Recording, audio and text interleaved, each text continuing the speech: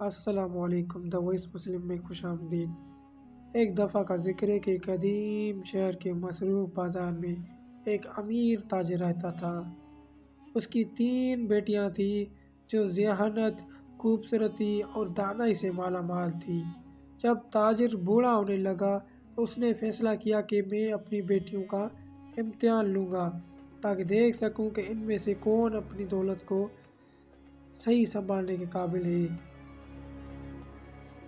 اور دوسرے دن تاجر اپنی بیٹیوں کو بلاتا ہے اور کہنے لگتا ہے، میری پیاری بیٹیوں، میں نے اپنی زندگی اس دولت کو کمانے میں گزاری ہے، لیکن دولت صرف رکھنے کا کام نہیں ہے بلکہ اسے صحیح طریقے سے استعمال کرنا ضروری ہے۔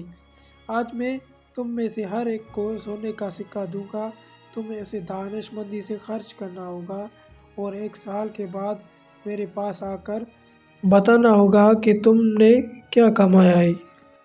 تینوں بیٹیوں نے چیلنج قبول کر لیا، مگر ہر ایک کا دولت کے بارے میں نظریہ مختلف تھا۔ پہلی بیٹی کو عیش و آرات بہت پسند تھی۔ وہ سمجھتی تھی کہ دولت کا اصل فائدہ اسے خرچ کرنے میں ہے، اس لیے اس نے اپنی سکے کو قیمتی کپڑوں، زیورات اور بڑے دعوتوں میں ضائع کر دیا، مگر 1 سال کے آخر میں اس کے پاس کچھ بھی نہیں بچا۔ دوسری بیٹی کو اپنی دولت کو کھونے کا بہت ہی خوف رہتا تھا۔ وہ سمجھتی تھی کہ پیسہ محفوظ رکھنا ہی سب سے بہتر ہے۔ اس نے اپنا سکہ ایک خفیہ جگہ پر رکھ دیا، مگر 1 سال کے بعد جب وہ اپنے والد کے پاس آئی تو اس کے پاس بھی کچھ بھی زیادہ نہیں تھا۔ تیسری بیٹی جانتی تھی کہ دولت ایک بیج کی طرح ہے، اگر اسے صحیح طریقے سے لگایا جائے تو یہ بڑھتی ہے۔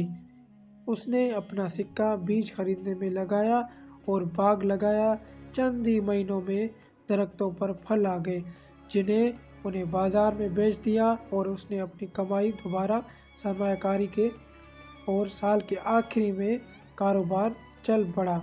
تاجر نے 1 سال کے بعد اپنی بیٹیوں کو اپنے پاس بلا کر کہنے لگا، پہلی والی بیٹی کو، میری پیاری بیٹی، بغیر سوچ سمجھ کر خرچ کرنا وقتی خوشی دیتا ہے مگر انجام میں تمہارے پاس کچھ بھی نہیں بچتا۔